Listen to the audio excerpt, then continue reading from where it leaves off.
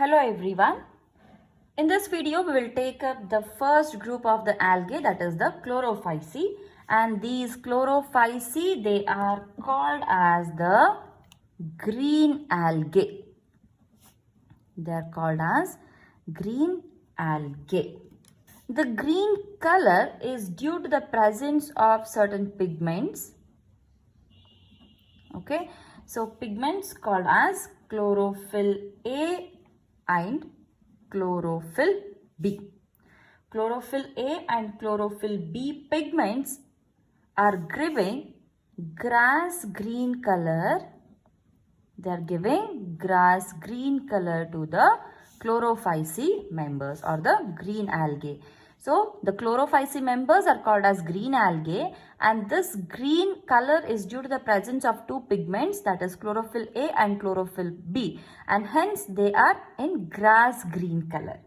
However, total pigments present in the chlorophyceae members are chlorophyll A, chlorophyll B, and then carotenes and xanthophylls.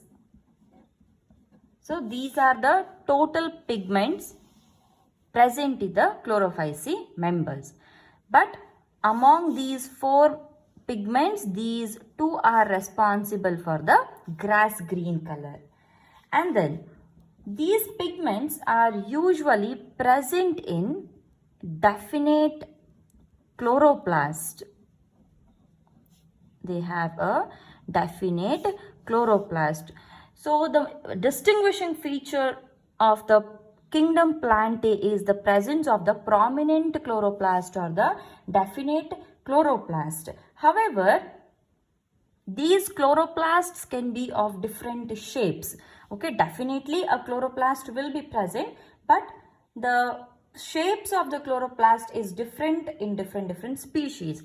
So they can be discoid shape. They can be discoid shape. Discoid shape is nothing but the disc shaped. Okay, a normal chloroplast which we see, that is a discoid shape, or it can be a plate-like structure, a very thin plate-like structure, or they can be a reticulate shape. Reticulate shape is nothing like a network. Okay, it can be like a network, or it can be cup-shaped.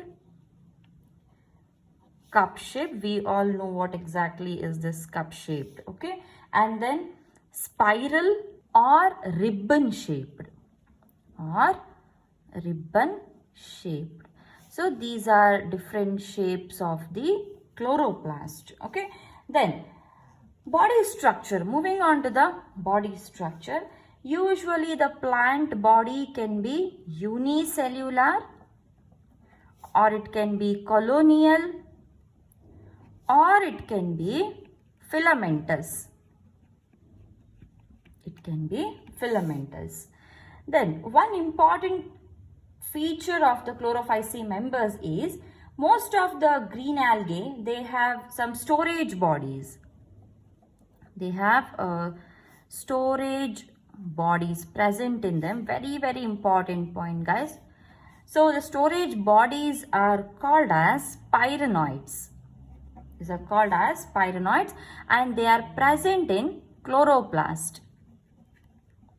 They are present in chloroplast.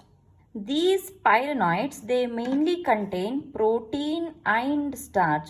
If you see a structure of a pyrenoid, it looks something like this, and this central portion, it is protein, and this is the starch granules.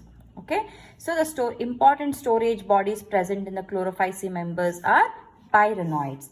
However, in some green algae, okay, most of the green algae, they have pyrenoids only, and in some green algae, the food is being stored in the form of the oil droplets. Okay, they are being stored in the form of the oil droplets. And then moving to the next very important part of the algae or the chlorophyceae, that is the cell wall. We know that all the organisms belonging to the plant kingdom, they definitely have a cell wall, isn't it? And The chlorophyceae members also have a rigid cell wall which is made up of two layers. One is a inner layer, another one is outer layer. And this inner layer is made up of cellulose and the outer layer is made up of pectose. These are some of the characteristics of the chlorophyceae. So moving on to the reproduction part now. In case of reproduction, again it is by three ways. The first one is the vegetative reproduction, and this vegetative reproduction is by fragmentation, and we have seen what is fragmentation in the previous video where we have learned the general characteristics of the algae.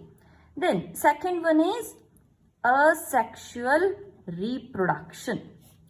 Asexual reproduction, so this is mainly taking place by the flagellated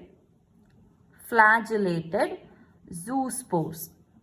So since they are flagellated spores, they will be definitely motile in nature, and these flagellated zoospores are being produced inside a structure called as zoosporangia.